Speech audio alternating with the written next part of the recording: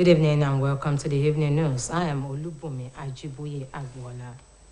The House of Representatives has passed for second reading a bill seeking to create a National Electoral Offences Commission and an Electoral Offences Tribunal.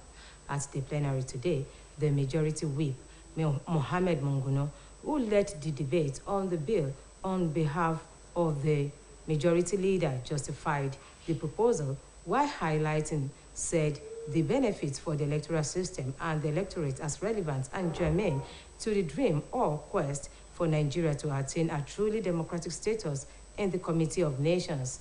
It was learned that the consolidated bill was jointly sponsored by the Majority Leader, Alassane Adodoguwa, on behalf of the Senate Chairman, House Committee on Electoral Matters, Aishatu Duku, John Dier, Francis Udiok, and Kingsley Chinda. The legislation is titled A Bill for an Act to Establish National Electoral Offences Commission and the Electoral Offences Tribunal to provide for the legal framework for investigation and prosecution of electoral offences for the general improvement of the electoral process in Nigeria and for related matters. Meanwhile, the House had harmonized the version earlier passed by the Senate and transmitted to it for concurrence with 5 similar bills sponsored by its members.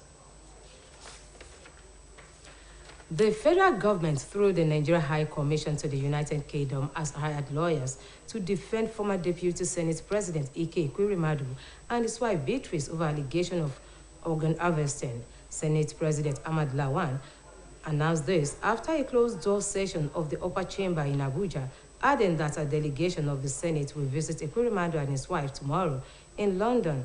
It will be recalled that the former Senate Deputy President and his wife were arrested last week and arraigned at Oxford Bridge Magistrate Court in London over allegations of organ harvesting. The court had ruled that the couple be remanded in custody till July 7, which is the next adjournment date.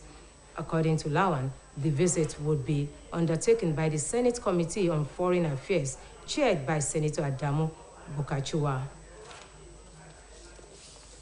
The Oyo State High Court sitting in Ibadan has ordered that the impeachment process by the State House of Assembly against the Deputy Governor Rauf Olaniyan be put on hold. Justice Ladira Akitola said that status quo must be maintained pending the hearing of the application for interlocutory injunctions before it. The State High Court therefore adjourned the matter till next Tuesday for continuation of hearing.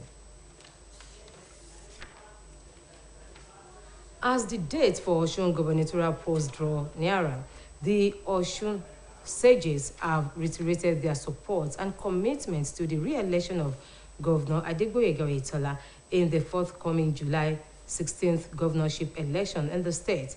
They made the commitment at a rally towards the continuity of Governor Adegboyega Oyetola's administration in the state in Olaoluwa, Iwo, and Ayedire local government areas. Speaking at the rally, coordinator of Osun Sages for Ileri Oluwa, who is also the director of Medical Services State Primary Healthcare Board, Dr. Adebukola Olujide, among others, maintained that Governor Oyetola's love for the masses, passion for their welfare, and the development of the state have endeared him to the people of the state. They noted that the continuity of his numerous achievements in health, education, and infrastructural development such as roads, among others, are what people in the state would continue to enjoy.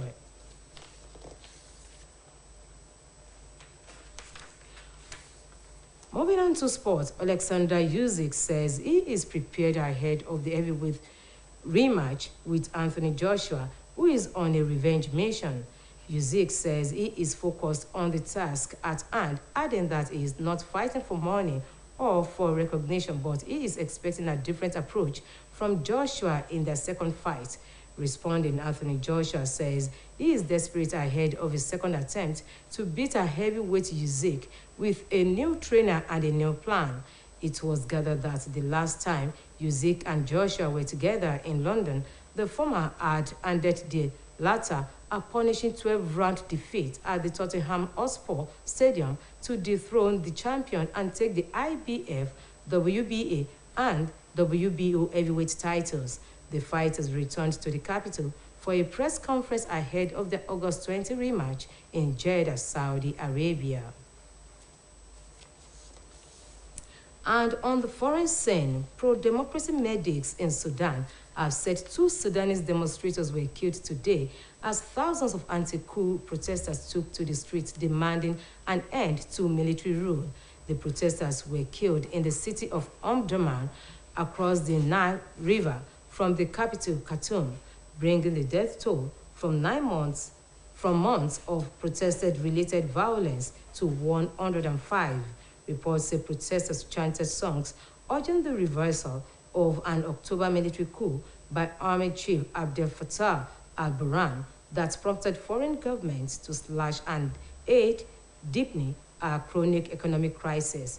It was also reported that security forces firing tear gas and stun grenades to disperse demonstrators, the latest crackdown on the anti-coup movement over the past 8 months. It was gathered that internet and phone lines had been disrupted, a measure the Sudanese authorities often impose to prevent mass gatherings. Security was tight in Khartoum despite the recent lifting of a state of emergency imposed after the coup, as troops and police blocked off roads leading to both army headquarters and the presidential palace. And that ends the evening news on OSBC TV. Join us at 7 for the major reports. Good evening.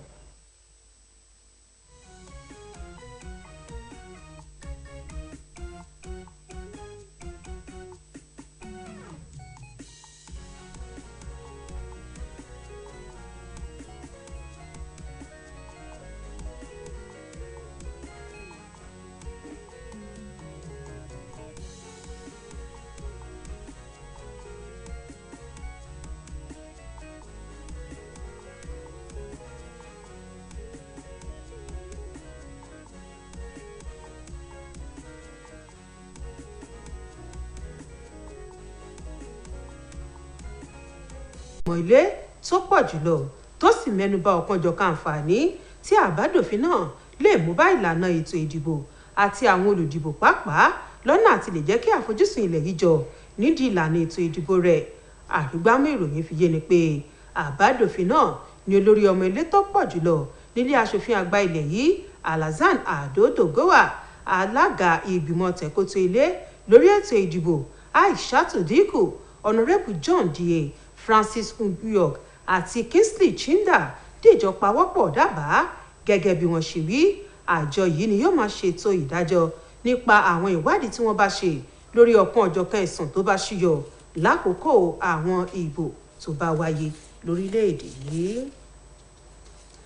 Ẹ̀wẹ̀, ilé ẹjọ́ gíga nípínlẹ̀ Ọ̀yọ́ tó kalẹ̀ sílùú Ìbàdàn ti pàṣẹ kílé aṣòfin ìpínlẹ̀ náà kóraró lórí ìgbésí àti iye àgàmọ́ igbákejì gómìnà ìpínlẹ̀ náà Rauf Ọláníyàn nídìí. Onídàájọ́ Ládìran Akíntọ́lá pàṣẹ nínú ìgbẹ́jọ́ pé kí ohun gbogbo dúró darí ná lórí ọ̀rọ̀ ọ̀hún títí ìgbẹ́jọ́ yóò fi parí lórí ọ̀rọ̀ náà.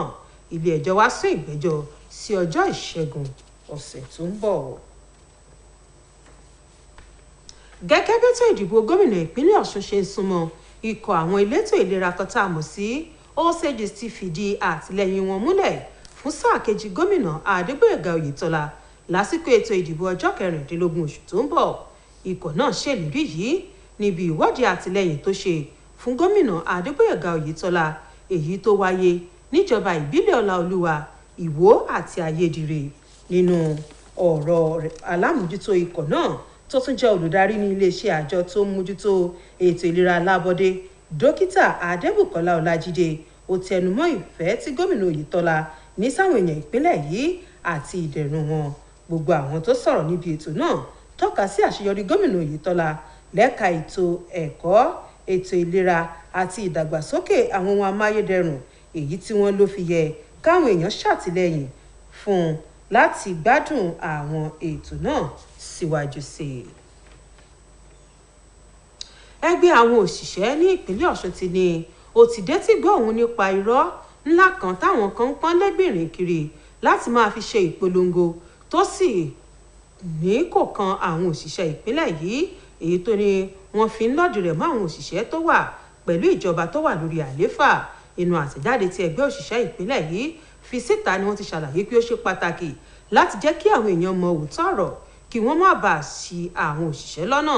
Àtẹ̀jáde ọ̀hún tẹgbẹ́ NLC nípínlẹ̀ Ọ̀ṣun fi síta ló ti ṣe lálàyé pé láì wo ìṣòro ti ọ̀dà owó awolókun tó ń fi ìjọba gómìnà Adégbóyèga Oyètọ́lá lápè, síbẹ̀ ó tún ń pèsè àwọn ètò sọgbàdẹrùn fáwọn òṣìṣẹ́ nípa sísan owó oṣù lákòókò, ìgbéga lẹ́nu iṣẹ́ àwọn tó ti tọ́ sí láti ọdún 2015 sí 2018 tó sì tún ní ó ń gbìyànjú láti yanjú aáwọ̀ tó bá fẹ́ ṣúyọ láàrin àwọn òṣìṣẹ́ pẹ̀lú àwọn ẹ̀tọ́ míì tó bá yẹ kí wọ́n ní. Àtẹ̀jáde náà fi kún pé ojúṣe àwọn òṣìṣẹ́ ọba ni láti jẹ́ olóòótọ́ sí ìjọba tó wà nípò àṣẹ àti àwọn ètò tó bá ń ṣe, tí ẹgbẹ́ òṣìṣẹ́ sì ti ń rí dájú pé ìjọba tó wà nígbọnú àṣẹ ìpínlẹ̀ yìí kò wọ oko gbèsè. Lórí ìròyìn eré ìdárayá, Oleksandr Sukhi ti fi léde pé òun ti ń gbáradì láti tún kojú Anthony Joshua fún ìgbà kejì. Sukhi tó jẹ́ kó di mímọ̀ pé ohun tó jẹ òun lógún lọ́wọ́ yìí ni kí àfojúsùn òun jọ lórí ìjà náà, pẹ̀lú àlàyé pé òun ò ja ìjà náà nítorí owó tàbí láti di ìlú mọ̀ọ́ká, àmọ́ tóun fẹ́ kí wọ́n mọ̀ ìyàtọ̀ láàrin òun àti Joshua níbi ìdíjà ẹlẹ́ẹ̀kejì náà.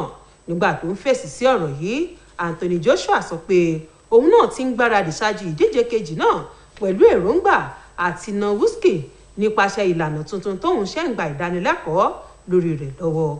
A rántí pé láìpẹ́ yìí ni Sukhi àti Joshua pàdé ní London tí wọ́n sì dìjọ fẹnukò láti tún ìjà wọn jà lórí pápá ìṣeré Tottenham Hotspur, tí ẹni bá sì gbégbá orókè yóò gba àmì ẹ̀yẹ IBF, WBA àti WBO.